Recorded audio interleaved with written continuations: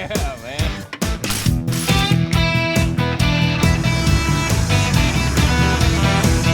Wet and smells like fuel.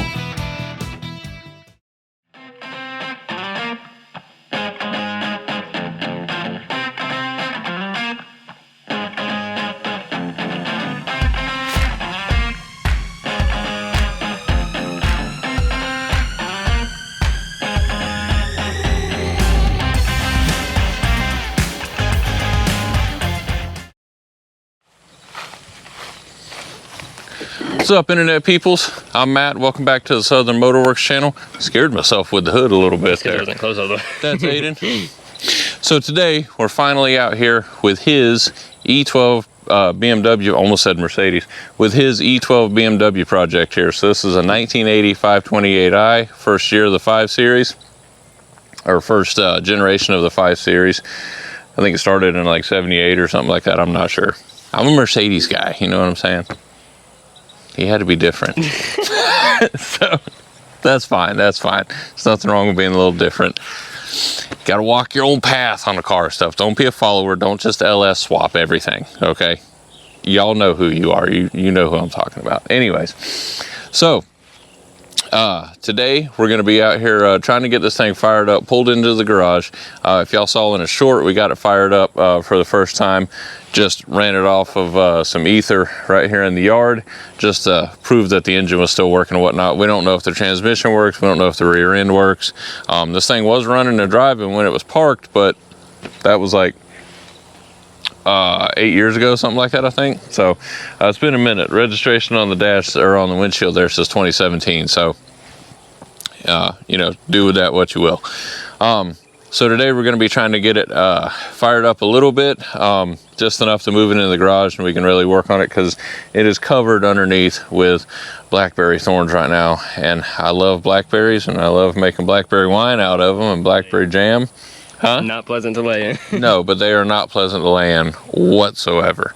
So we're going to be trying to do some redneck engineering here and get it fired up enough to be able to pull it into the garage to where we can work on it in there. That being said, before we do anything, let's do a walk around, show y'all what's up with the car, show y'all what sort of condition it's in, kind of give you a little bit of the backstory, the lowdown on it, you know what I'm saying? So let's get after it.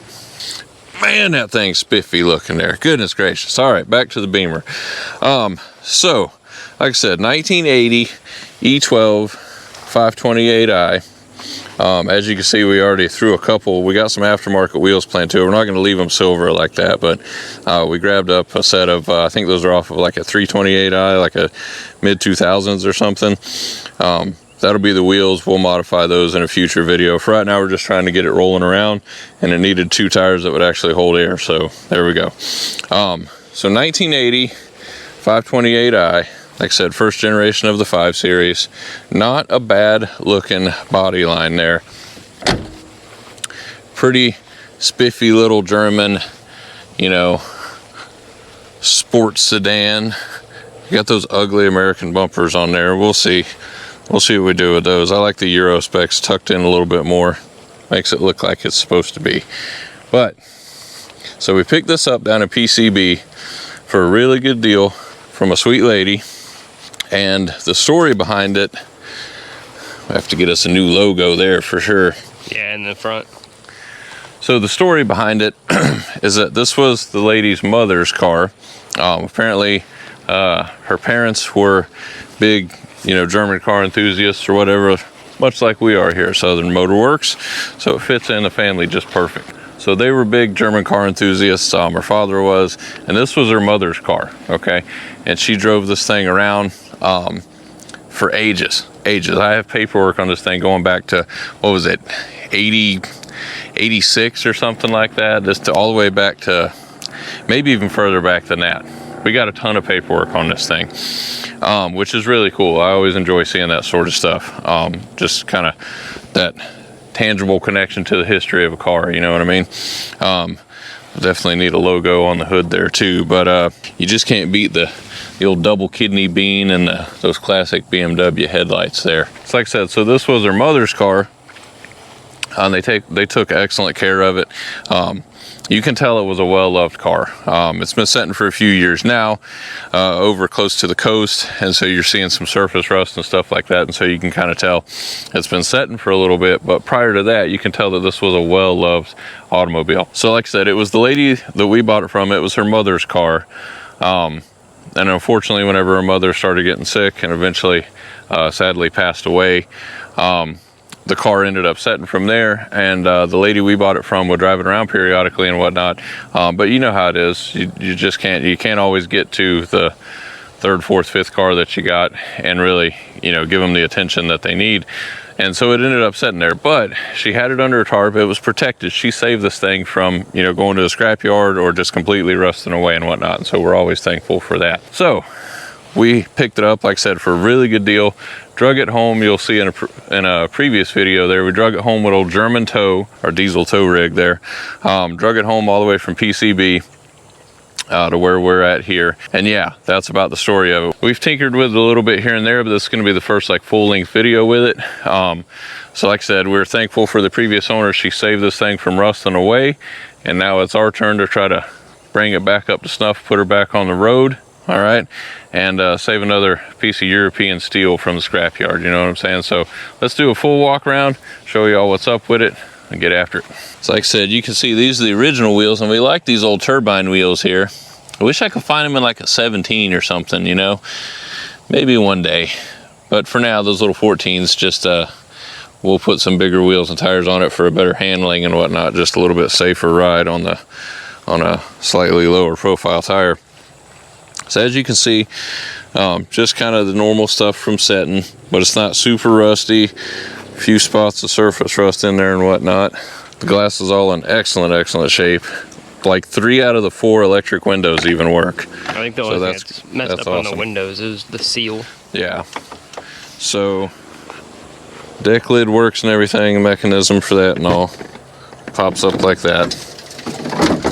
La cucaracha! Actually, that's a big old palmetto bug. Any of my Florida people know what I'm talking about there. So we got the original jack over there, original spare with another turbine wheel. As you can see, this is going to be our biggest problem right here.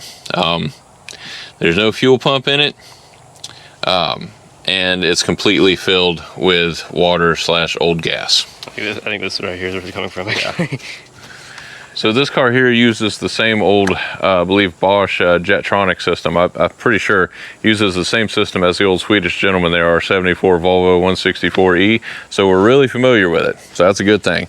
But what we do know then is that it needs an in-tank lift pump as well as an inline push pump on the fuel system in order to maintain the 30 or 40 PSI, whatever it is, for the Jetronic system to work.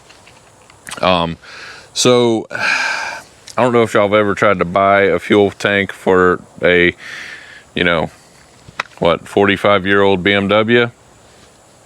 Darn near impossible. For some reason, even harder to find than like the old 164 stuff and 240 stuff and whatnot. So what we're probably going to end up doing is tearing that tank out of there and putting a fuel cell in here. But that's for another video. There's no fuel pump system in it whatsoever right now. Nothing. So when you turn the key, nothing happens. So either, I know there's no lift pump. If there is an inline pump, it's either dead or disconnected or something, because nothing happens when you turn the key on. Got a little bit of rust in there. There's a little bit along the lip seal on the deck lid here. That's how that water's getting inside the trunk and rusting. So that's why we want to hurry up and get this inside, stop this from going any further. As you can see, it's still solid. It's just one little spot there right next to the rust hole, still solid metal, so that's good. It's not like this whole area is all ate up, you know what I mean? We got the moonroof in here, or sunroof, not sure, whatever. It is leaking around here, so we're gonna have to put another weather stripping on that. Another reason why we want to hurry up and get it inside, because we noticed it is leaking into the back floorboard from the roof. But yeah, so this is the interior here. Beige and navy blue. Just screams the 80s. So quite a quirky little interior here compared to like some of the Mercedes and stuff. We've got this piece of weather strip in here just does not want to stay up, so we'll have to glue that back into place. Ew, it's all sticky. But it's quite a quirky little setup in here. Look at this funky steering wheel, man. And the little like panoramic setup on the dashboard there. Even got air conditioning. Old Kenwood, yes sir. Styling and profiling in the old Kenwood there. Aiden's favorite coffee air freshener we put in here. Just kidding, I stashed that in there when he wasn't looking. Surprised him with a stout coffee smell in here after a few days. Yeah, it was something all right. So like I said, we've got a bunch of paperwork. I have an entire folder in the house full of nothing but paperwork. We got to figure out why that won't close, but yeah, a little bit of crackage like normal, like you would expect from the old Florida heat doing its thing on dashboards and whatnot, but we can fix that. It can be brought back to life. Needs a rear view mirror, obviously. Thing looks like a Euro trailer hitch there. So pretty cool. Interior's in actually not bad shape. There's like no tears on the upholstery somehow. A little discoloring and whatnot, but like I said, no tears in the leather, which is the biggest thing. Yeah, it's the old automatic here. Pretty cool little interior. Like I said, like 3 out of the 4 electric windows work. Very cool. The electric door locks work. Not too shabby. But this is one of the things we're most interested in. Check this out. 88,000 original miles on this thing.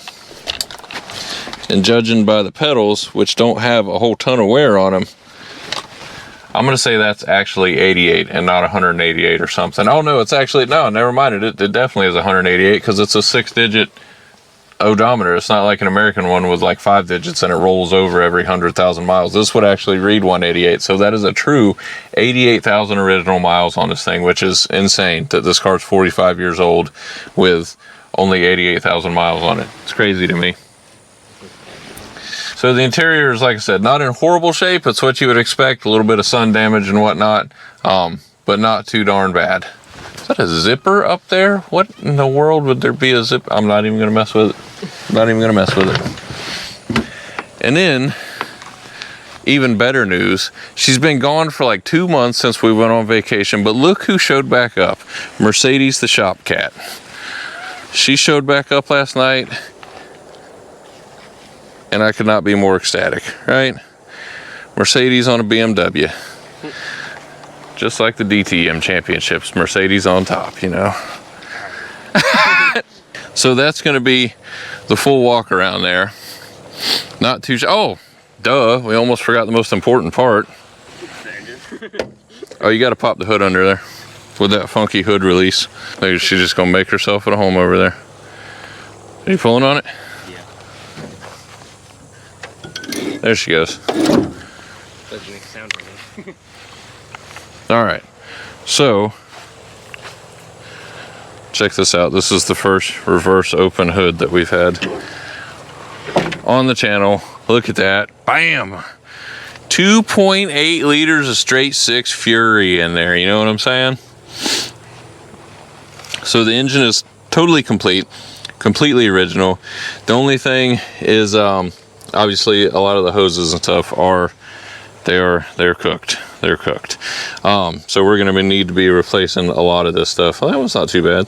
But the fuel line over here, we tried to bend it a little bit, and it literally just cracked in half like that. That's not even cut. That's just cracked. So we had the fuel pump hooked into a bottle there just in case there was an inline pump, which there wasn't, which is fine because we don't want to pump any of that nasty garbage out of the original fuel tank. But we put that up there just in case it wasn't splashing anywhere. But lo and behold, when we fired it up, there was nothing. So that's fine. Like I said, we had this running. It's actually still got Earl in it. Not too darn shabby. Definitely the Bosch setup on the fuel injection there. We'll have to look at it from the other side. We can see better. But you can see the fuel pressure regulator here, which I don't think this one is adjustable like the one on the Volvo. So that's an interesting little tidbit there. Fuse panel, coolant. I think that's power steering down there. Yeah, just like the old Volvo. All right, so looking at the other side of the engine here, yeah, you can see the injectors in there.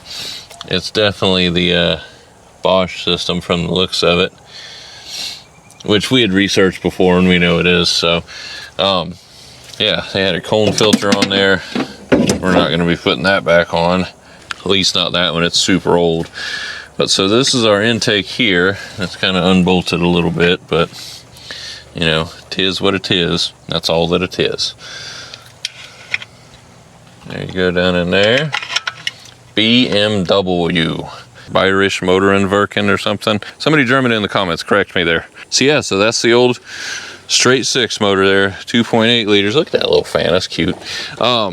So just slightly smaller than the straight 6 in the old Volvo, but I believe this is an overhead cam engine versus the old Volvo's overhead valve engine over there. So definitely a little bit more modern sort of setup here. Yeah, it's definitely the Bosch. You can see the fuel line there with an individual rubber hose going down to each of the 6 injectors. So very cool, very cool.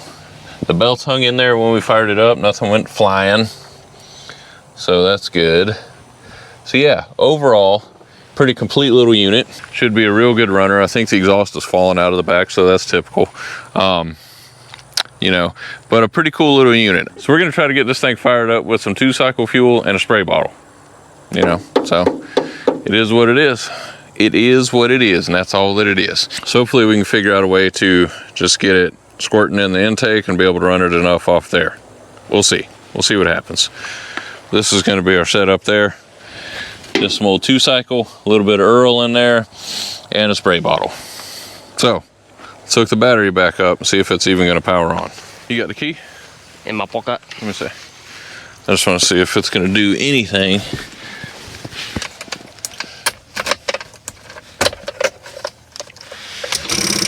Nope. We're gonna need some juice. Let me get that jump charger to start charging again.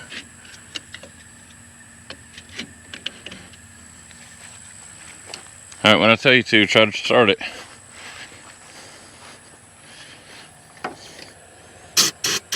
All right, go ahead.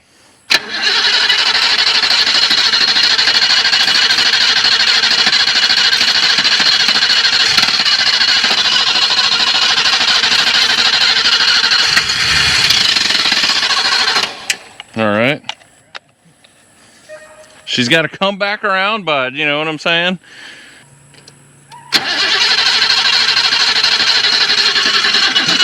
All right, stop. We're gonna have to let it charge for a minute. All right, go ahead.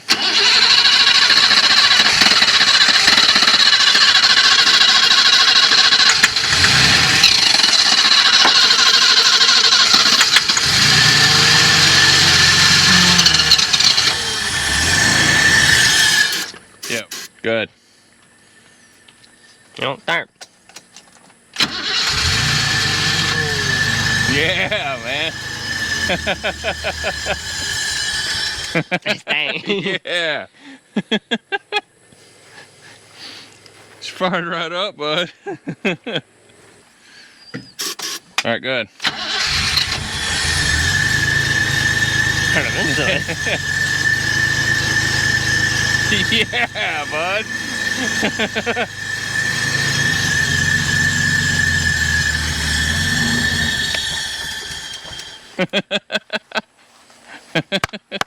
I just like did that and it started. All right, well there y'all go. As you can see, she fires right up. Fired up quick that second time, man. I'm gonna tell you what. Whoo, off just the old can of ether here. So now we got to bumble around and kind of figure out some sort of temporary fuel system to work on it. But she sounds good. There's no noise whatsoever coming from it. The exhaust stinks, of course, like an engine that's been setting. But it fired up fast that second go around there. I was impressed by that. Everything functioned properly. Everything's spinning good on the front of the engine. So we got to figure out the fuel system. But first signs of life since like 2017. This thing's been setting for like 8 years now. First signs of life, very successful. So y'all stick tight, we'll be right back. Got this little R-Tick battery pack here. This thing works awesome when it's charged. When it's charged. Notice me emphasizing when it's charged, because I always forget to charge it. Now, she's gonna need the big charger. All right, we'll be right back. Let's get out the old plug-in battery charger. Okay, all right, so we're gonna hit this with the engine start. So she's getting a full Monty. And we're gonna try to spray some fuel in here, see if it'll start.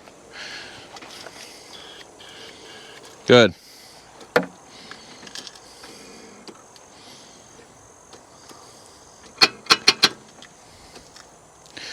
Okay, good.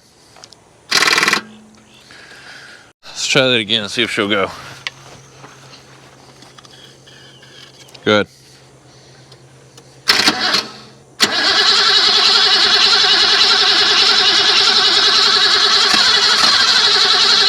Come on, girl.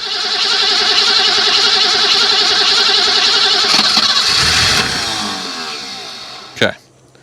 If I can take that off there and spray it straight into the throttle body. She's not wanting to modulate too well over here. I don't think. Maybe she'll do better once we get it actually fired up. Okay, good.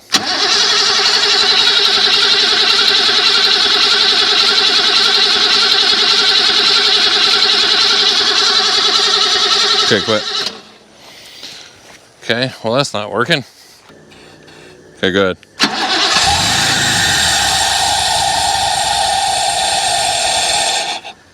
I don't know how this is gonna work. Fire it up.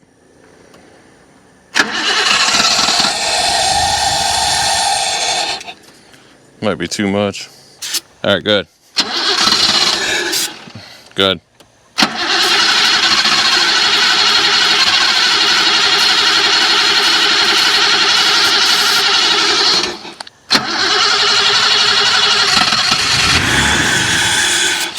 Okay, maybe you'll have to keep your foot on it.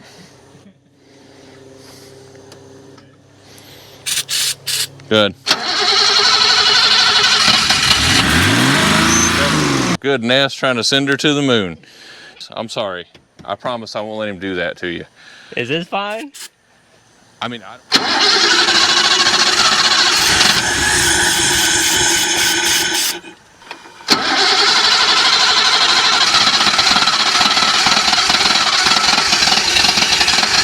hold it open. Put it in drive.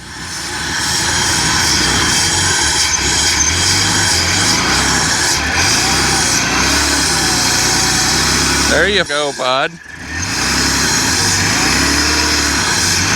Start steering towards the garage. This is so ghetto. All right, stop. No, stop. Put it in neutral.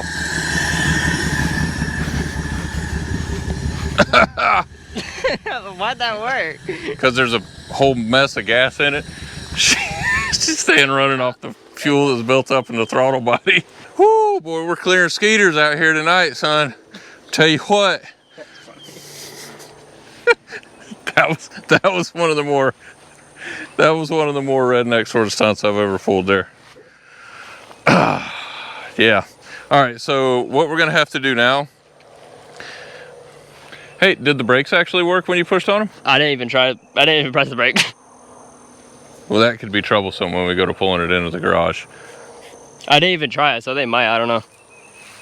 Go push the brake pedal and see if it sinks all the way to the floor. What do y'all think? Let me know down in the comments real quick before he answers. Do we got brakes or not? They feel locked. They feel really locked. It barely goes down. This is how far my foot goes down. Oh, there's brakes there, bud. There's no brakes. All right, so I think we're gonna try to push it over to here a little bit because we got to do like an 18-point turn. So we're gonna try to push it a little bit to where we can get it wrestled into the garage. All right, let's see if we can push it. Put it back in neutral. We'll see if we can push it around a little bit. Are you sure you put it in neutral? I should. I heard one click or two. Just get back in. We'll see if we can fire it up and make it run again. Try moving it that way. But you're gonna have to turn the wheel as sharp as you can that way.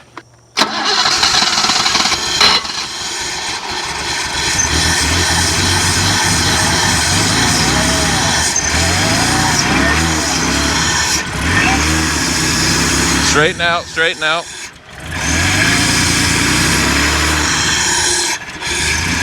Okay, now start curving over. Now you can start curving over. This is why I was saying let's try to push it, but I don't think she's gonna want to push too much. Put it back in neutral, let's get it fired up, and as soon as it fires up, put it back in drive. And just stop when I tell you to. Give her gas, give her gas. All right, put it in drive.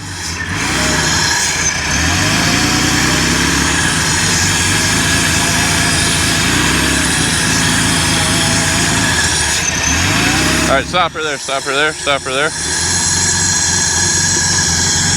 Put it in reverse. Well, no, we ain't gonna be able to do that yet. Hold on. Let it die out. Just leave it in neutral. Okay, got it a little closer. Now we'll try to push it. You're gonna want to turn it as sharp as you can, yeah. Go ahead and try to fire it up and we'll see what happens.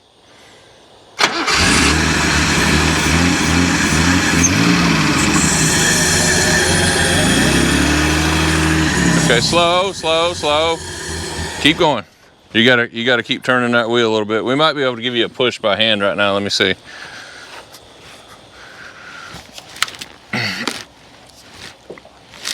Nope. Okay, so you're gonna have to be quick on the wheel here. Say what now? I said should turn it sharp left. Yeah, you're gonna want to turn it to the left for sure. Try it and see. Just be ready on that brake pedal.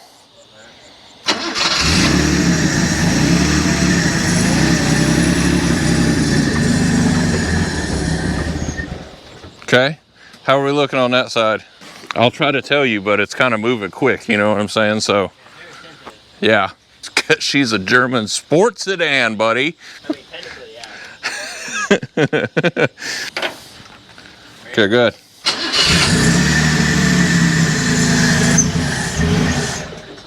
Yeah, it's gonna take a little bit because we're kind of, okay, good.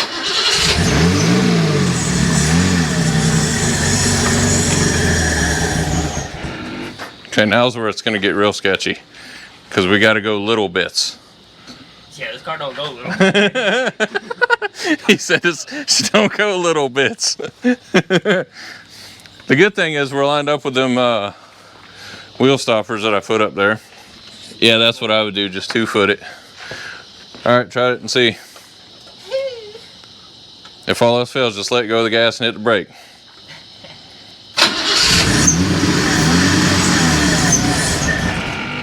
Nope. I'm gonna have to try to spray some in here while you're doing it. Okay, good.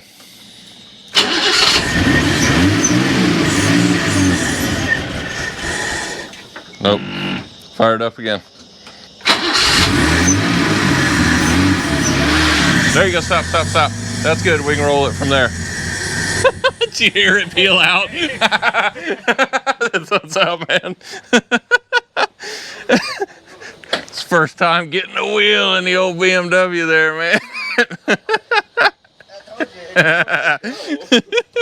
I barely tapped.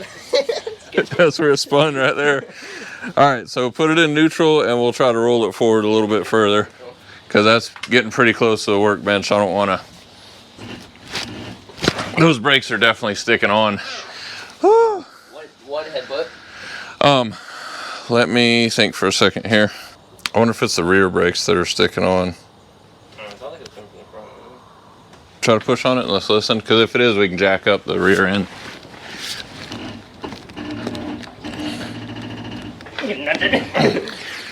Take a break. We only need maybe another 6 inches and we can close the door.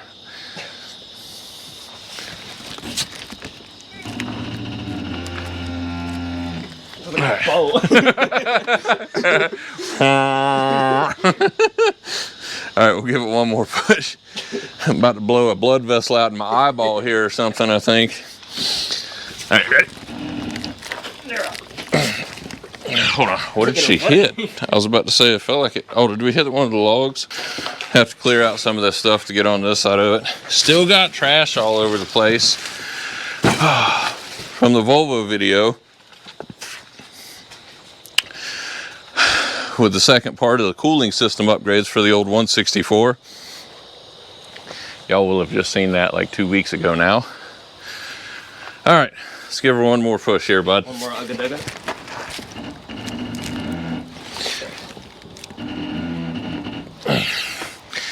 That might be all she wrote.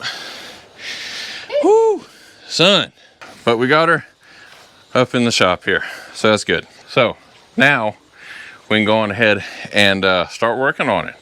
Let's try to get it fired up. Let's try to get some sort of makeshift fuel system working on it, so we can try to get it running a little bit better, and we can tootle it around the garage or around the property and stuff here. You know what I'm saying? So something other than two-stroke gas in a spray bottle. So that's gonna do it for the night, though. We're gonna go inside and get some grub. Yeah, some old sausage and pancakes. Well, I'm gonna tell you what. All right, we'll see y'all tomorrow after the day job. Y'all stick tight. That was something. All right, so it's a new day. We're back at it again here with the old E12 BMW project. I was telling him the other day, I said, check this out. It's so cool. They got these big old turn signals here. It's awesome. It's just a shame that BMW drivers never use them. You know what I mean? All right, so today we're waiting on some parts to get here. We have some adapters for fuel lines and a new fuel pump coming.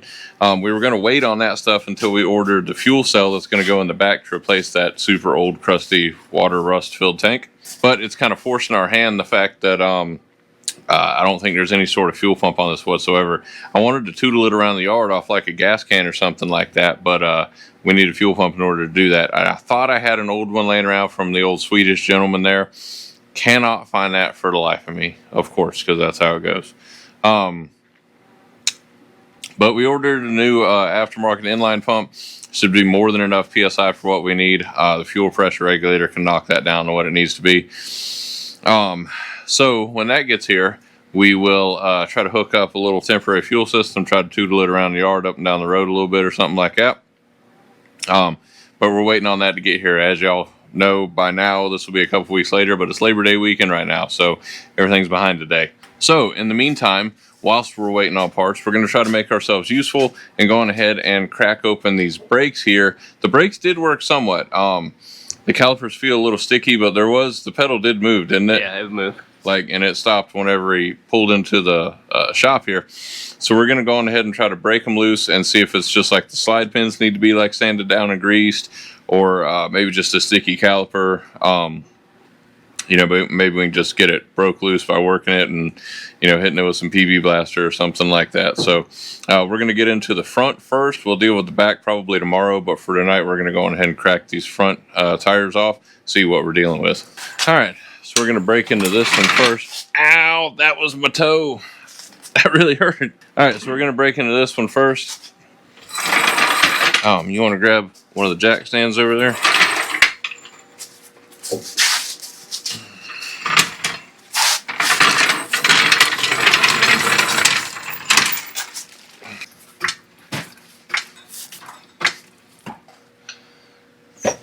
Oh, not so hard.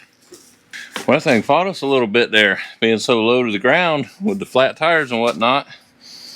Reminiscent of your sister's C230 there.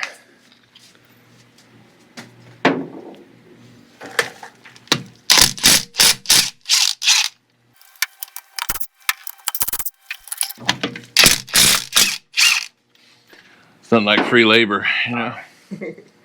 Today's subject. All right, give me that rusty, crusty old thing. Tiny old thing. Little tiny little tire, little tiny little thing. It'll be all right. We're gonna put some bigger rims on it and an updated tire for show. All right, so what's it look like under there, Aiden? A lot of rust, he says. Well, let's see here. Yeah. Let me get a flashlight going here. Definitely some rust, but it mostly looks like just kind of surface rust sort of stuff. I mean, the rubber's still freaking complete on, you know, the drag links and stuff for the steering. Struts don't look horrible. Even the brake lines there are not Oh, those are freaking like still supple. I mean, I wouldn't say they're new, but you know, not bad though. Yeah, I mean, they're still pliable. Not like the old Swedish gentleman there where they were like cracking up in my hand, or even on your sister's car, they're like disintegrating. That's why that's the next thing up on the C230 project is a brake overhaul. But overall, it's not too awful bad. Rotor's not super pitted. Calipers, I think these are ATE calipers. Yep, that's an ATE caliper, pretty sure. Super crusty, but you know, pretty sure that's what that is. These are ATE calipers. Discs are, you know, they need a little love, but they'll come back to life. Sway bars aren't bad. Sway bar end links don't look horrible back here. And they could be replaced, but they're not like falling apart at least. So overall, not too bad. I think the Swedish gentleman was in worse shape. That being said, I do think these are locked up. Like I said, we're gonna get after it and see if maybe it's just like a sticky slide pins or something like that, or a piston on the caliper maybe. Yeah, see what happens. I thought it was more in the back brake, but I'm thinking now it might be more in the front brakes that's locked up. So anyways, we'll set the camera up here and start taking some of the stuff apart. See if I can get these brake calipers to free up a little bit, bring them back to life, a scotch, you know what I'm saying? We'll do a full brake overhaul on this eventually. Probably some big upgrades to it too, but for right now I just want to see if we can get these old ones to work enough just to tootle around the yard. Alright, how's them lug nuts look? Hopefully those are going to work with we may have to get longer ones to go with the aftermarket wheels, or the, not aftermarket, but where did we say they were from, like a 338 or something like that, I think. Alright, so, alright, start soaking these bolts down, because Lord knows they're going to need them. Ow. See if we can get these busted loose here. Maybe.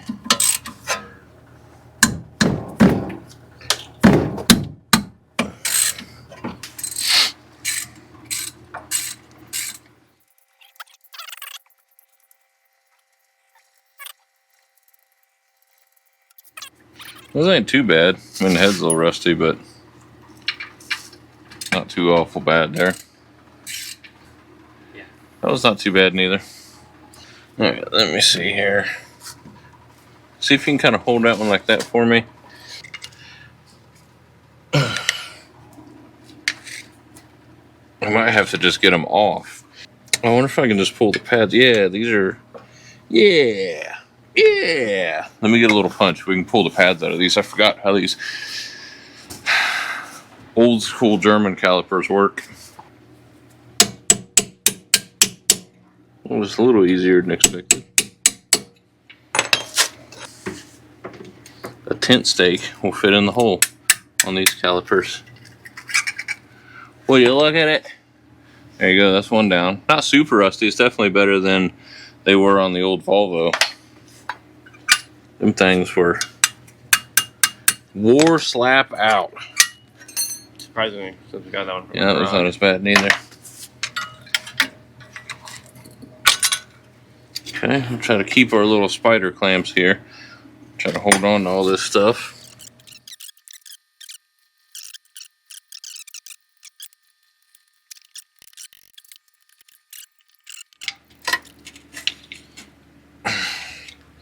Goodness.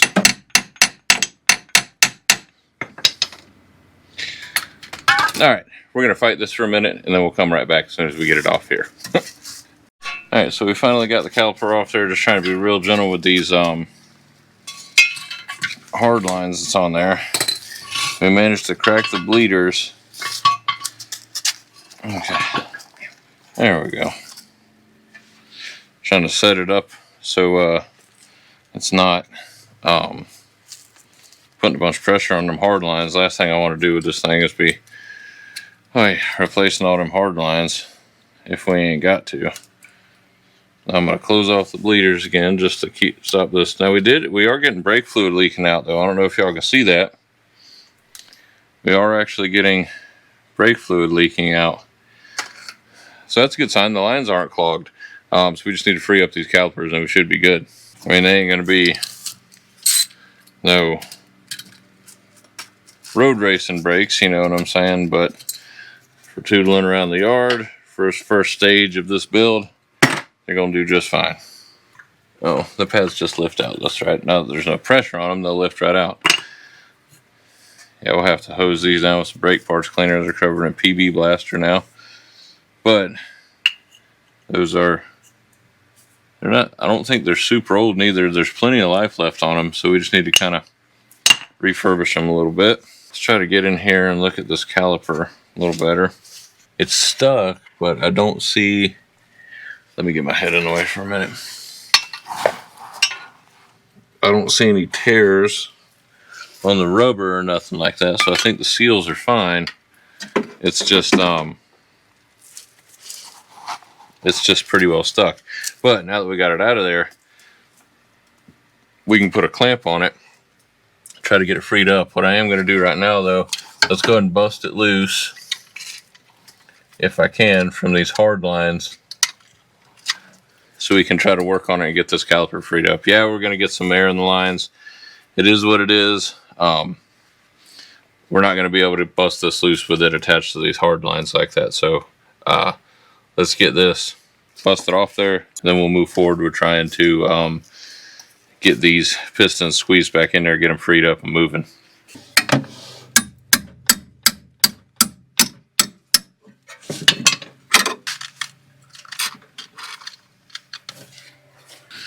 Oh, if all else fails, you got to use a little fire.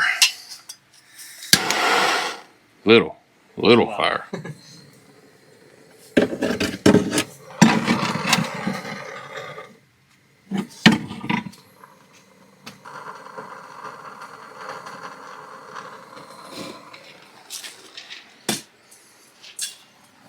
Turn that off for me, please.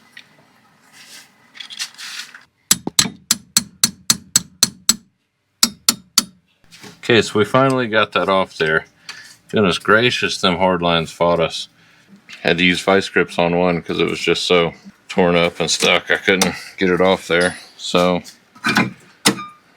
alright. So there we go. There's that brake caliper off. Let me find some little, yeah, you want to take it? Set it up on the bench. I'm going to find some little rubber caps to slide over these brake line fittings here, so that they stay, you know, full of juice as much as possible. So we'll be right back. All right, so check this out. These are those little rubber caps like you get on a brand new master cylinder.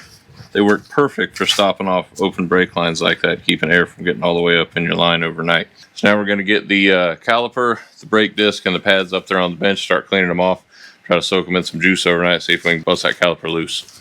All right, so we've got our caliper here. As y'all can see, like I was talking about, the rubbers actually don't look too bad. They're dirty, of course, but I don't see any splits in them or any giant holes or anything like that. All right. Oh, I thought I saw a split there, but it's just some grass on it. We just got some cardboard down here. Our brake pads got plenty of life left in them. Plenty of life. They just need to be cleaned up. We can set those over there. Grab that brake disc. And we've got our pins and spider clamp, whatever you want to call it there. Those just need to be hit with some Scotch-Brite or something like that, and they'll be just fine. Set that up there. All right, so then we got our brake disc here. And again, it's not super pitted. I think with some sandpaper and whatnot, I think we can clean that up pretty well. This stuff isn't really what needs to set overnight or anything. That's going to be a, you know, one and done. We'll clean it up and call it good. But kind of help dissolve that crap that we put on them. So that should be fine. This caliper here is what needs to have some juice on it overnight, and see if we can get it to bust loose, because these are obviously stuck pretty darn good. Okay, so we're gonna just put some brake parts cleaner, or I mean some PB Blaster down in there. We're going to take these bleeder screws loose and we'll spray that with brake parts cleaner inside there too. Trying to hit this thing from multiple angles here to get some juice in it, you know what I'm saying? Hayden, have you thought of a name for your car yet? No. No? Why not, man? Because you're the ones that comes up with the weird names for every car. Huh? Because you're the one that comes up with the weird names for the cars. I don't know what you're talking about. Yeah. German tow. Oh, come on. It's a tow rig and it's German. That's perfect. The Swedish gentleman. That's an old inside joke with Dakota and Josh in Maine. Thank you for the inspiration, boys. For the inspiration on the car. It's parked over there in the side yard right now. We're going to leave that stuff in there overnight. I don't know that this old squeeze clamp here is going to have enough juice on it here, but we're going to try. See if I can. Might have to get a C-clamp. I don't know if this thing's going to have enough force on it. I don't think this thing's going to have enough juice on it here. Gonna have to get a C-clamp. Alright, so we're going to let this sit here and soak in this juice overnight. Alright, like that. And then we'll come back tomorrow, come out here, we'll bust off the other side. While we're doing that, we'll soak this in some more juice, and we'll try to hit it with a C-clamp and see if a C-clamp's got enough force to really be able to, you know, crush it on down there, push them pistons back in there, and let's get them freed up and moving, you know what I'm saying? So y'all stick tight. We'll see y'all tomorrow after the day job. Right, Aiden?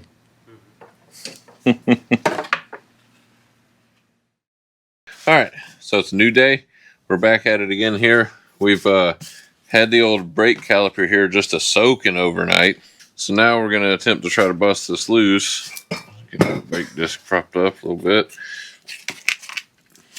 Had it soaking full of PB blaster and whatnot. Oh, a little bit too much on that one.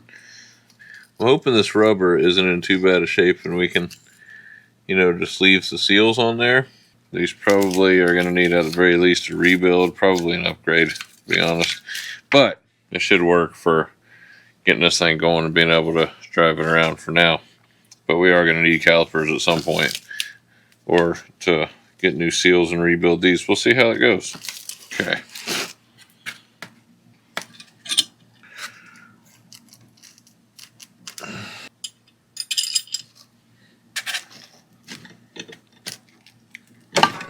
Backgammon. Woo! Almost knocked the camera down. So we're going to fight with this for a minute and then we'll be right back. Alright, so we got that one busted loose. As you can see here, we got it completely compressed. Those rubber, the dust seals are loose on there. As you can see, squirting fluid out everywhere. That's all the PB blaster that we had soaking in it. But these are compressed. We were able to get them moved.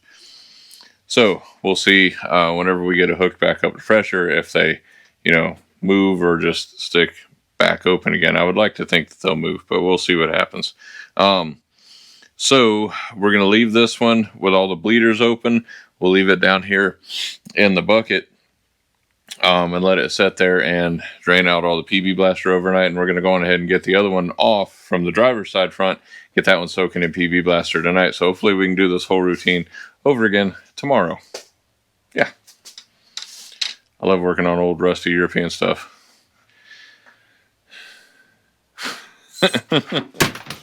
Jeez, This guy dropping my tools over here. Alright. Youngins. These Gen Z kids.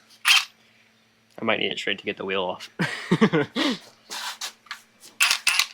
Alright. See if I can get y'all a halfway decent view here. Alright. Go on ahead and bust them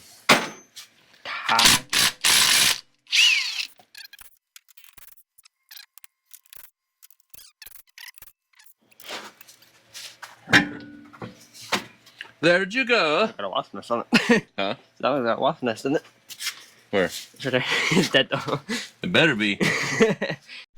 So staring under here, whilst he was turning the wheel, I just realized it's been a minute since I've worked on anything with just a steering box and a drag link and everything set up like this. Pretty much everything else we got here, with the exception of the old Swedish gentleman over there, the 164E. everything else we've got power, you know, rack and pinion, power steering, and everything. So it's interesting. All right, so that's cool though. Be lightweight, you know, flickable in the corners and whatnot. I'm just kidding. Don't be doing any of that. Not yet. You said not yet. I can even squeeze the goddamn thing.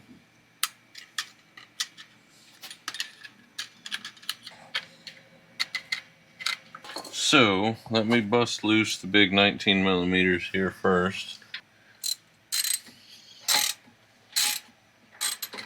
Okay, I'll let you take them out the rest of the way. But Blah. what I'm gonna try to do.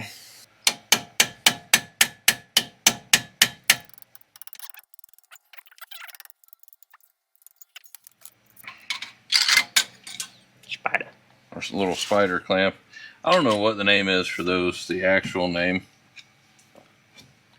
If somebody knows the actual name of those little things, did you do it? These little things. They're on all these ATE and Girling calipers and stuff like that from European stuff back in the day. I'm sure there's a proper name. If y'all know, let me know down in the comments. What in the heck are these called? I just call them spider clamps. This one, I'm going to tell you what, looks like it might actually be somewhat loose.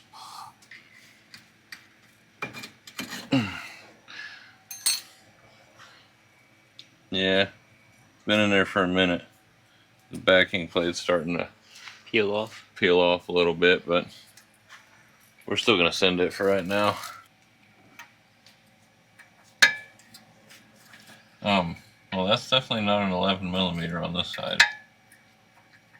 Can you give me a 10? No, it's just a really sloppy 11. That's great. So that'll definitely be getting the vice grips put on it. We gotta deal with that again. Yeah.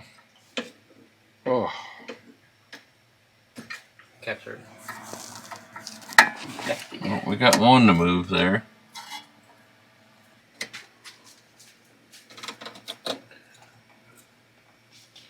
That cap. We're going to reuse the little rubber dust caps. These are off of the old 164. And these are going to work perfect for sealing off them brake lines so they're not leaking fluid all night all over the place. Okay. We're going to fight this real quick. The camera's kind of in the way, and then we'll be right back. Alright, so we finally got that one busted loose. It is completely shot and going to need to be fixed. It's got like 2 good sides on it out of 6. Okay. We use our other little rubber cap here. There we go. Good to go. Those can stay over there out of the way. Now, boy can go on ahead and finish taking that brake caliper off. That's the back seat of this thing. I finished that and sit in the back seat of it. That's how it's going to be whenever you start driving it, because you're just going to chauffeur me around. Oh. Take me to the bar, Jeeves. Oh, I'm definitely making you drive me around in this. Comfortable? I mean, it's German leather from 1980. Of course it is. I'm definitely making you drive me around in this. Oh, man, we got 6x9s in the back dash, buddy. Woo! Son. And there's I wish I smoked still, I guess. There's an ashtray. Even the ashtray is trimmed in leather. We'll just wait till we got some Dwight Yoakam banging on these 6x9s in here. This is a cool little car.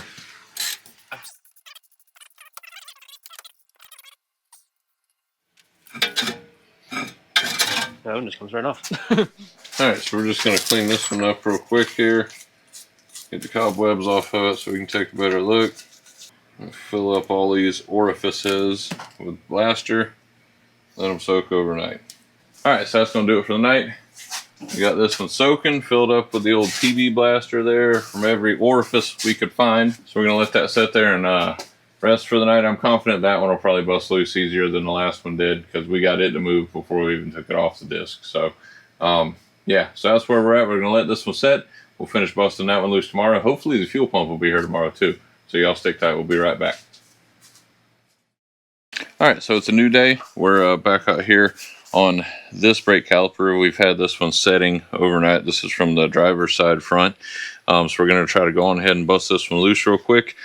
I don't think this one, we were actually able to get this one to squeeze a little bit while it was still mounted on the car.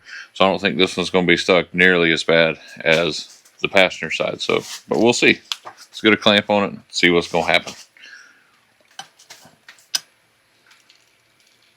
Oh yeah, trying to get y'all a decent view here. Yeah, can you see on it? Watch. Oh yeah, look at it, just squish that stuff up. And that is completely compressed on that side. Cool. Now we'll do the other side. What we're doing is pushing those pistons back in, and it's shooting the PB blaster that we've had soaking in it. It's shooting the PB blaster back out, which is good. We want them to compress and move freely and whatnot. Yeah, them dust shields are shot though. They're full of rust. I think those are done now. Looks like it.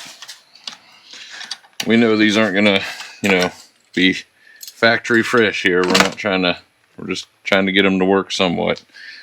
They ain't gonna be perfect, but if we can get them to open and close a little bit, just enough to make sure the car's gonna run and whatnot, then we'll be good to go. All right, so we're gonna get these things emptied out, clean them all out with brake parts cleaner real good. Now that we've got them broke loose, and we'll try to see if they're gonna hang in there now and be able to move forward. See if we can get them to open and close like they ought to.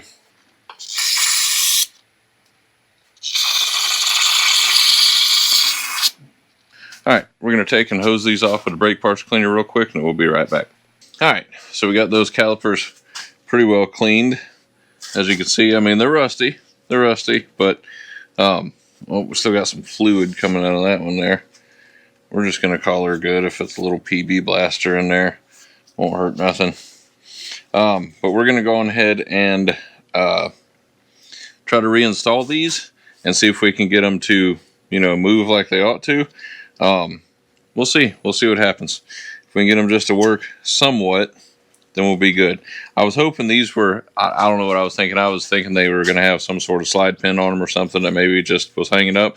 The way these function though, these ATE and like Girling calipers and stuff like that from these older European vehicles, the way these work, so this actually mounts stationary to the steering knuckle and everything, and then these hang over the brake disc. Obviously these have 4 separate pistons. All right, so the way these work is there's 4 separate, that's like super bright, there's 4 separate pistons there, right, obviously, and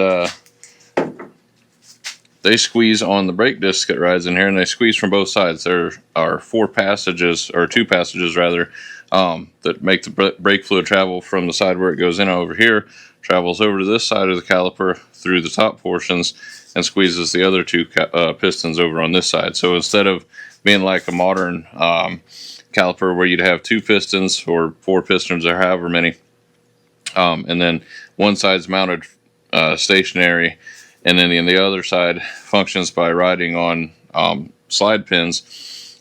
This side actually has 4 separate calipers that move while the entire brake caliper stays stationary. So yeah, just a little rundown on how these old school European calipers work.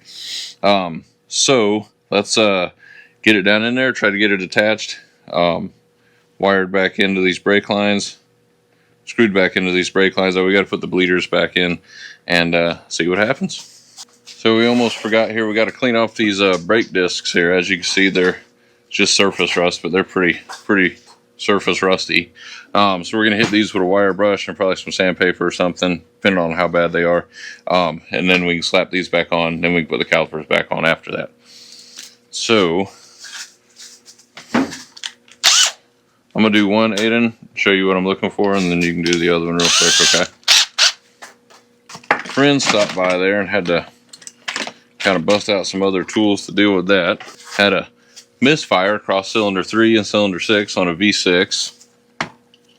replaced the coil pack, thinking it was that. That's what a shop had told him. And replaced the coil pack. It was still misfire, and I went looking for wiring and whatnot. Should have done that to begin with, I guess, but I went looking for wiring and found an injector that sits between cylinder 3 and cylinder 6, completely unplugged. Now, whether it was intentional or accidental, I don't know, but I was at a local indie shop here and stuff, and just y'all be careful where you take your vehicles to. You know, we always try to be honest with everybody and try to do things the right way here. And, you know, I got a brother that works in the trade, and he's an honest guy too, but they ain't all honest out there. So, you know, just be careful where you take your vehicles to. So anyways, let's go on ahead here. We'll start getting this one blasted.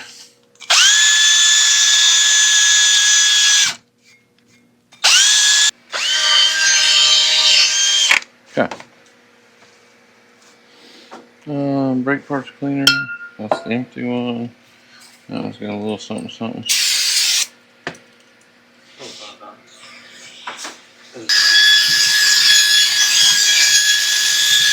I'm just trying to get the big stuff off so it doesn't end up in the brake pads.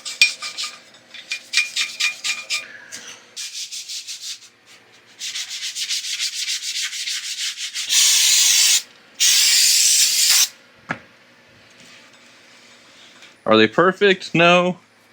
But is it a heck of a lot better than what it was? Yeah, absolutely. So now we can go on ahead, we'll put these back on the vehicle.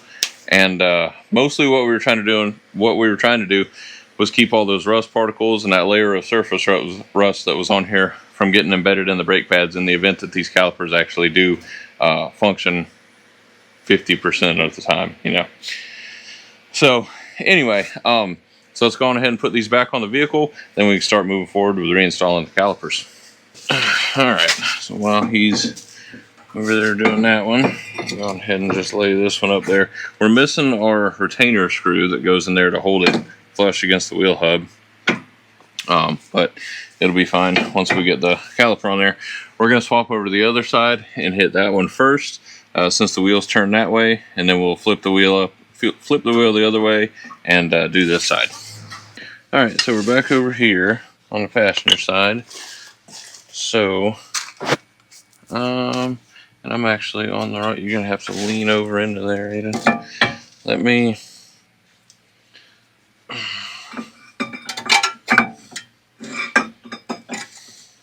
Is that the right way? I think there's both on the back. Yeah, should be right in there. Yep. Get that one started. I got the socket and ratchet over here already. That's good. Grab that other one. You have to wiggle that one a little bit there to. Should be straight down from that one.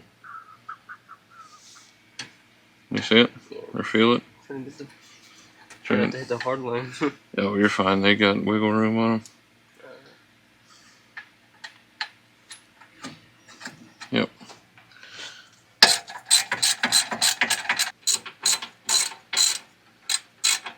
Alright, so we got our caliper pins here. This is what retains the brake pads in there. And so just in the, I had Aiden wire wheel them and sand them down so they're fairly nice and smooth now, but just in the interest of making things go a little easier, we're going to hit them with a little bit of, we're just using some CRC brake caliper grease. Just a little something on there to help them go in a little smoother, you know what I mean? Probably make it easier when we take them out too. Yeah.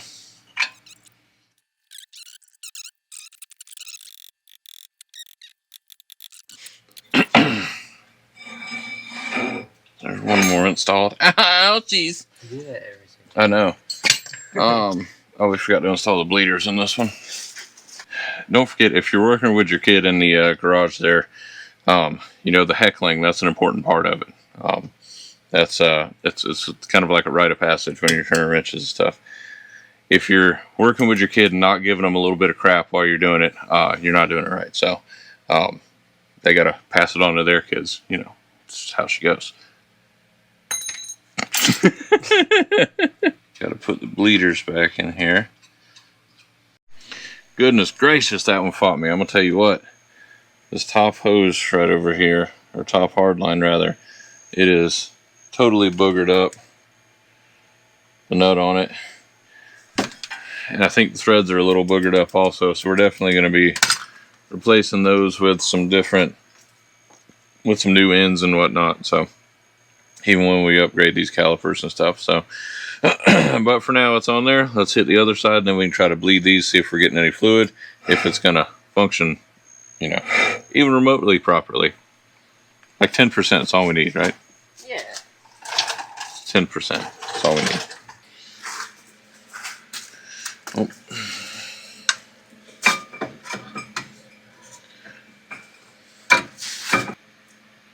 That in there? Yeah. Got it? Yeah, that's it. Apologize for any wind noise you hear on our mics there. I got the noise cancellation going on there. Hopefully that drowns out most of it. If not, we'll have to take care of it in post, but it is goodness hot out here. So we're trying to do anything we can to stay a little bit cooler. It's not, you know, I think it only got in like the high 80s today, but goodness gracious, boy, it's humid out here. I love Florida's vehicle laws, being able to customize things, do our thing, and not be constrained by vehicle inspections that, you know, won't give you a sticker if you got side pipes on your vehicle. But goodness gracious, I do not enjoy the heat.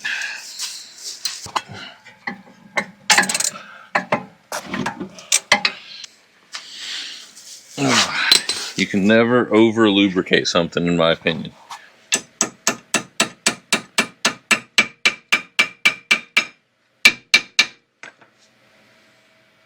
Hey, just got my hand cleaned off.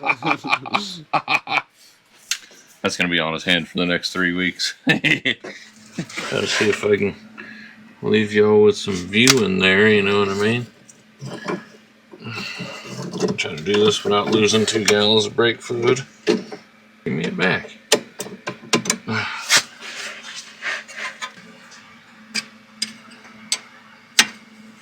Alright, so it's real late tonight. I think what we're going to do, I'm going to crack the top bleeder on these so that air can be forced out, and I'm just going to let these sit here, and we know we've got fluid flowing through the lines, so I'm going to crack the top bleeder on these on either side, and we'll let it sit there and gravity feed through the night, and then tomorrow we'll come out here, or maybe later on tonight I'll tighten them down, we'll see.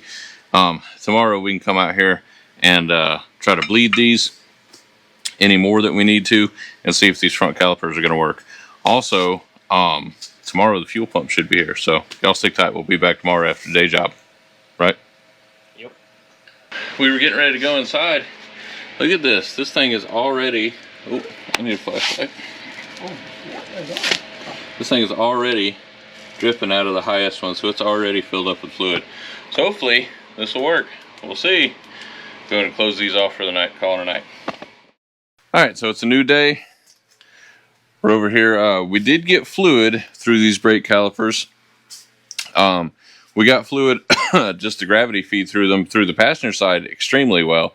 And we did, before I went to bed last night, we did see some had started seeping out of the driver's side. So we are getting fluid flow through these calipers, which is a great thing. So now we're going to try to pump on them a couple times and see if see what happens. But first I need to make sure, yeah, there's still plenty of fluid in there for now. We just got to keep an eye on that, make sure we don't run it dry. But I'm going to open up the bleeders on the passenger side and see what happens. I know some of y'all were probably hollering in the comments. We know, we forgot to put the spider clamps into the calipers. I realized it last night, but it was late, so we'll put those in there before we drive it, of course.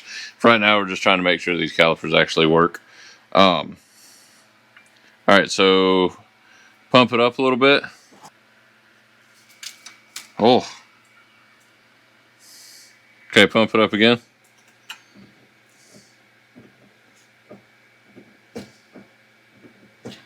Oh, we have movement.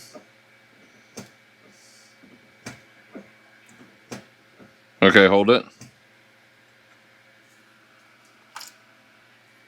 All right, let go. Yeah, see, that's what I was afraid of. These calipers ain't really, I don't think they're gonna release still. So as y'all can see there, only one of the pistons is actually, that side's working fine. Only one piston on that side's working. So we are definitely gonna have to rebuild these. Okay, so y'all can see what's going on here. All right, go ahead and push on the brakes. Keep going.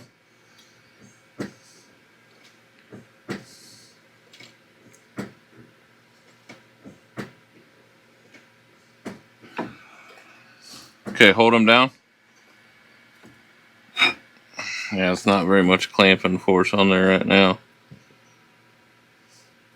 You got it? Oh, there we go.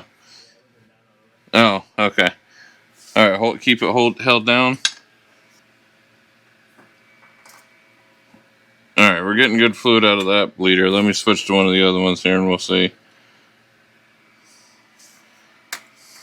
Go ahead and pump it up.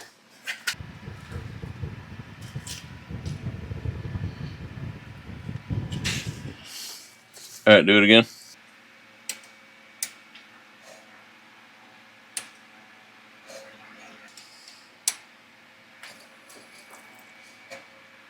Okay, pump it up again.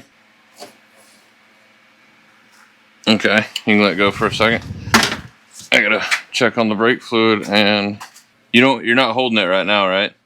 Yeah, they're just not releasing. I was just moving the seat. Huh? I said I was just moving the seat. Yeah.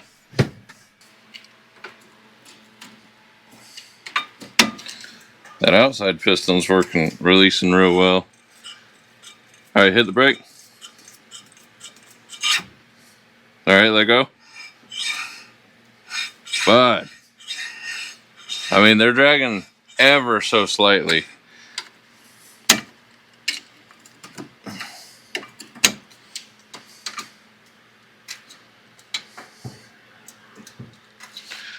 So this is what we've been doing. I got a lug nut just in the hold the brake disc in, since we're missing our retaining screw on the front of that, just so it holds it nice and steady. And just been working this caliper back and forth. We bled it, we got all the air out. So right now I'm just working these pistons back and forth to where they'll actually release once he lets go of the brake pedal. We've just about got it, as you can see here. But you hit the brake. You holding it down? Hold it there. You holding it? Well, why can I turn it now? We must have got more air in there somewhere. Pump it up a couple times and then hold it. Okay, hold it down. Oh yeah, she's just a yeah, just a pumper. You let go. All right, and then as you can see, we're getting pretty well good. I think this rotor's got a slight wobble in it, but we're gonna be replacing it anyway. But I mean, come on, that is a heck of a lot better than it was. That's for sure.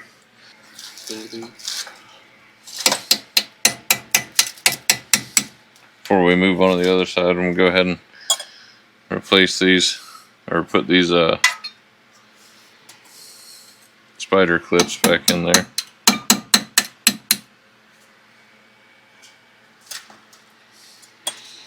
Okay, now if I can remember how these go in is the next biggest thing. All right, so we got the spider clamp there reinstalled. Just took a little persuasion, and yeah, so it's all good to go now. I think these caliper pistons are going to come around once we really get out working them. They're releasing slowly, and it's getting better the more we work them back and forth, so it should get better the more we drive it, but we'll keep an eye on it and see. All right, so that's that one side done, so let's move on over to the other side, get that one busted out real quick. All right, so I think before we do anything, we're gonna, oh, this one's locked up solid, bud. This one's locked up solid from us squishing on it.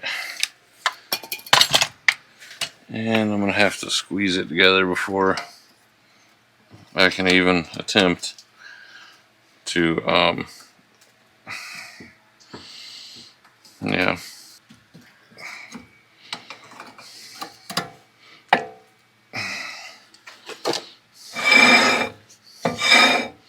Okay, now let me put a lug nut in here to hold this brake disc steady whilst we work on it. Push it again. All right, there you go. Did it just go like straight to the floor? Yeah. Okay.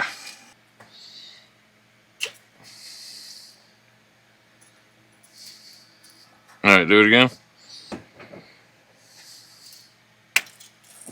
Oh. All right, do it again.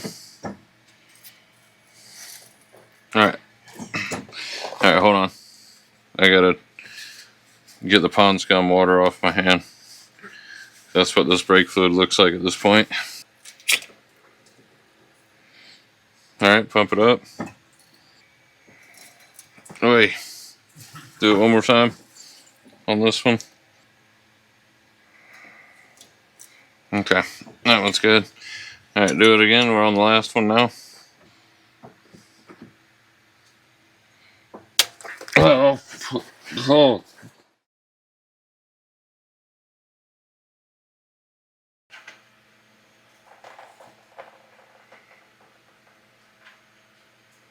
Okay, how's that pedal feel?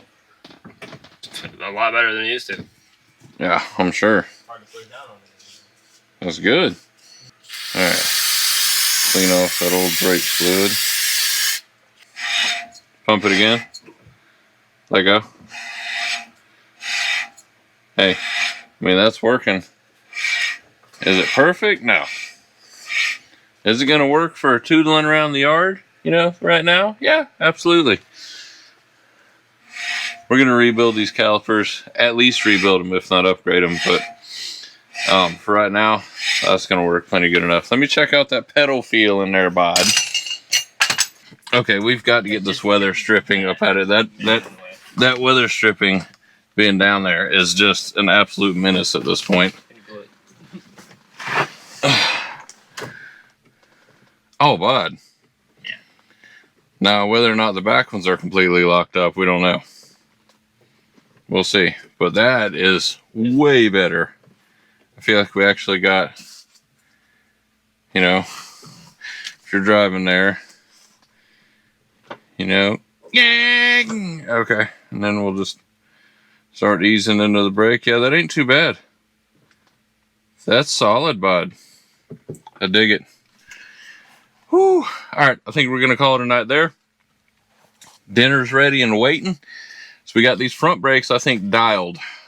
We did get our fuel pump in today. Wait till we all see that. That is a fancy looking unit for a 45-year-old Beamer that we dug out of somebody's side yard. Should work perfect. So tomorrow we'll get that set up and we can possibly be able to tootle this thing around the yard, maybe up and down the road a couple times or something before we, you know, make sure that he's in love with it. You know what I mean? Before we start buying a bunch of speed parts and whatnot. I already know he's in love with the thing. Yeah. So anyways, yeah, we'll start on that fuel pump tomorrow so that we can take this thing for a short, brisk ride up and down the road. Y'all stick tight. All right, so it's a new day. We got updates here with the old E12 Beamer. So we got our fuel pump in. We've been out here testing things. We had our little setup going here, had it powered by the battery up front there. And so we got our feed line, return line. Yeah, I know they're different sizes. We were just using whatever we could find at the moment. Yeah. So we got it powered on, and I believe this pump is good for like 75 PSI or something like that. But our original fuel pressure regulator here from the vehicle was giving us a solid 40 PSI. I think it was like 39 actually on my fuel pressure tester kit here with the gauge. So that's exactly the sort of PSI that we were looking for to run this Bosch injection system on this Beamer here. So now we're going to transfer all of that we did on the ground for proof of concept. Now we're going to transfer it up to the engine, try to run this thing off of like a little 1 gallon gas can or something like that. See if we can get some good idling going. All right. So we're working on getting this fuel pump mounted. We got to cut a longer line. Well, maybe. I don't know. We should probably do it like this though, so that feed line doesn't have to, yeah. I think we're just going to zip tie the fuel pump around in here. We've got protective boots on the cables and whatnot. Then we're going to mount the fuel tank up probably like in front of the driver's side headlight or something like that. That should be fine for right now.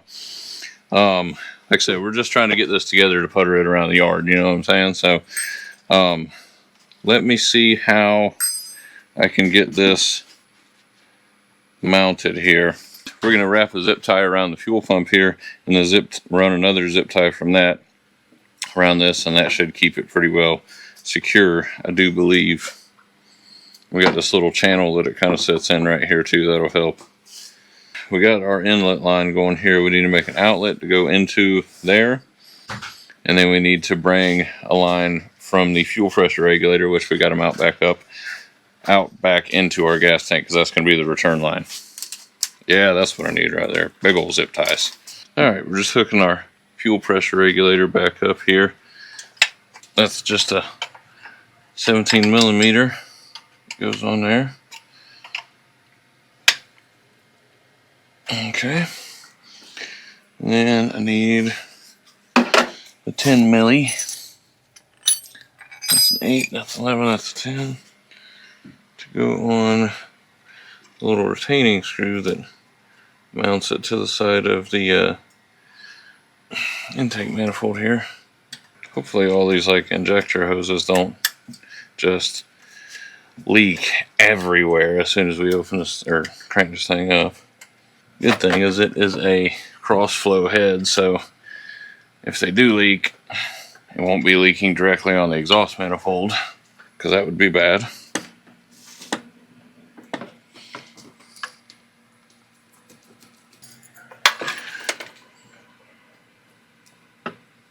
Alright, just plug our vacuum line back in. Then we need a line to go from the fuel pressure regulator over to where the gas tank's going to be. So I'm over here, we're installing a little toggle switch to be able to turn the fuel pump on and off. And I'm going to be switching the ground. We'll have a constant hot going to it, but it won't do anything obviously because we're going to switch the ground.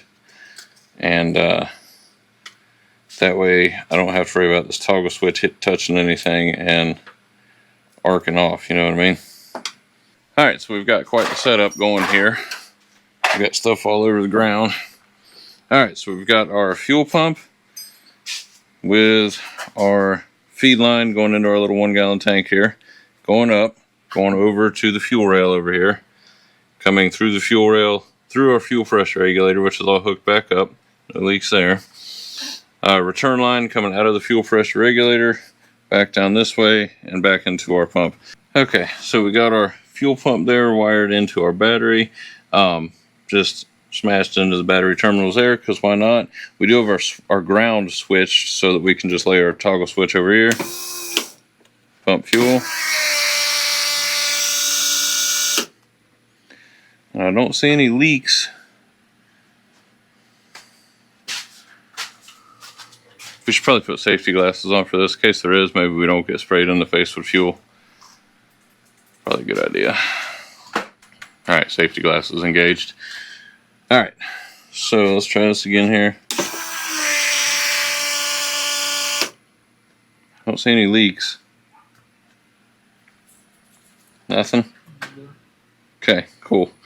Alright, let's try to fire it up, see what happens.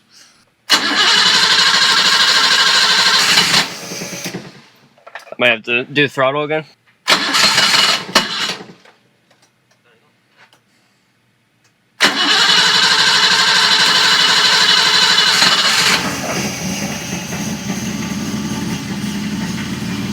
Alright, she's running. Are you having to keep it running? Let go of the gas. Okay. So we're not keeping pressure going for some reason. If I had to venture a guess, I would say the injectors are probably pretty dirty. So let's tinker a little bit and we'll be right back. Alright, so truth be told, it's following day. had some issues yesterday. So we were trying to, last thing you will have seen, we were trying to fire this up.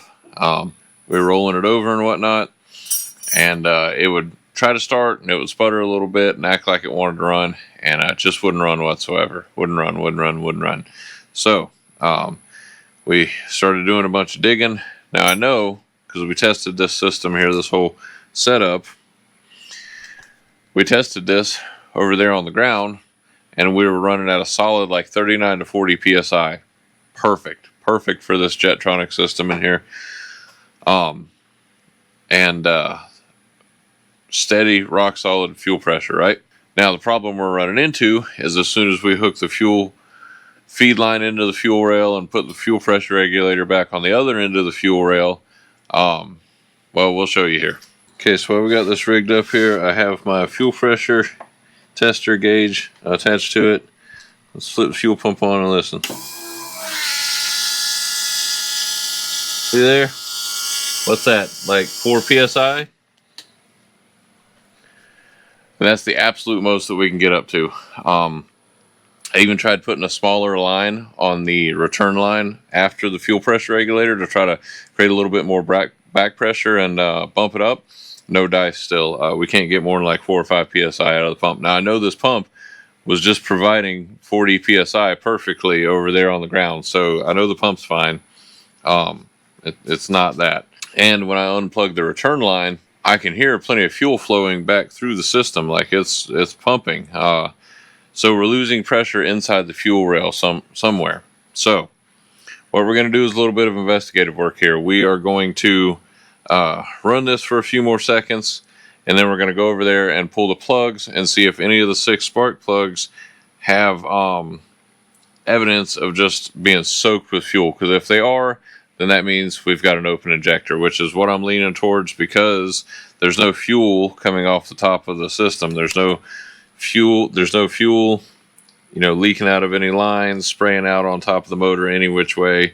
So I'm thinking we have an injector stuck open, which is completely possible because this car did set with fuel in the tank and whatnot. So it's completely plausible. So we'll run this for a few more seconds, and then we'll get y'all in over here when we start pulling these spark plugs. All right, so we're going to be getting into these spark plugs here. Let me get some better light going. Okay, I think y'all can see a little better there. So we got our 6 plugs on this side right here. So, well, that seems okay still. Plug wires ain't in too bad a shape actually. Nab me, oh hootenanny, I have no idea what size that's gonna be. What is that, a 21 millimeter? I'm sure I have that in a regular 3/8 drive.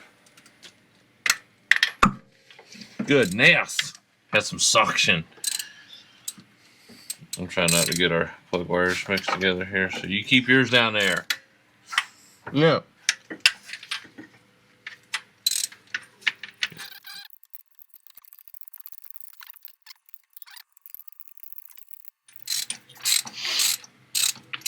Tighten up, Junior.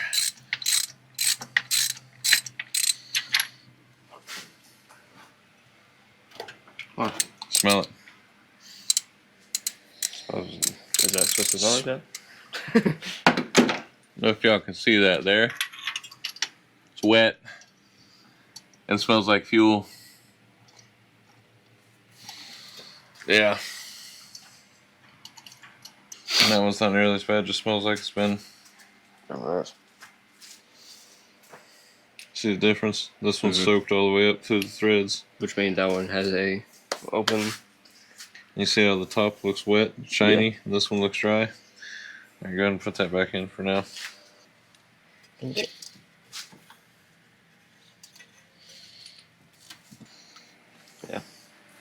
Oh, and this one's got some moisture on it. I mean, it's only on the outside, but somewhere they got some moisture on the side of this plug. But it doesn't, it's not wet, and that moisture didn't get past the threads. Oh yeah. Yep. Y'all see the shininess? So I have at least 2 so far. me see, where's that flashlight at? Oh, right in front of me. Y'all can see if y'all can see the shininess on it there. And it smells like fresh gas. Yeah. That one the same thing. Just soaked in fresh gas. Yeah, that one's the same way. That one has some moisture on it. Yeah, some rust on the outside too. There's definitely some moisture coming down from the top of the motor or something, looks like. Alright, so obviously, unfortunately, that's not the news we were looking for. We were looking to be able to tootle this thing around the yard, up and down the road a couple times, but you know, it's just how she goes. From the looks of it, it's just she's gonna fight us a little bit more than we had anticipated. So evidently the old Bosch fuel injection system on this one's a little bit worse off than the one on the old Swedish gentleman over there that we revived, because that fired up and went like perfect. That could have been just a complete fluke. So it looks like we have at least one or two, possibly more, hung open injectors on here. We're seeing raw fuel just going straight into the cylinder there from the looks of it. What that means is we're going to have to order up some parts. Unfortunately, that's probably going to take at least a week, maybe two, to get here, because in case y'all didn't know, it's pretty hard to come across 45-year-old BMW parts in the rural Florida panhandle. So yeah, again, that's just how she goes. So anyway, so we'll get those parts ordered up. We're obviously going to need at least a rebuild kit and stuff, or a O-ring kit for all the injectors. We will probably go on ahead when we have it off there. We got to remove part of the intake manifold to get it off, so we'll probably go on ahead and service that, replace those gaskets just in case, maybe do a little bit of port work on the old intake manifold, see if we can squeeze a few more Herspers out of the old Bimmer here. But we'll cross that bridge when we come to it. I think there's probably enough horsepower in here, for him as it is. So unfortunately, that's going to do it for this episode of Southern Motor Works. We're hoping to get this up and driving. We did get to drive it. We know the transmission works. We know the engine runs. There's no problem internally with the engine, no funky noises or anything. We know the ignition system works. We just got to get the fuel system sorted out. We even got the brakes sorted out in this one, kind of, somewhat, like 75%. Enough. It's good enough. We'll call it good there for now. But we just got to get this fuel system sorted out. So we will continue on this on a part 2 episode. So make sure y'all like and subscribe if you enjoy this sort of content and you want to see more with the old Beamer here.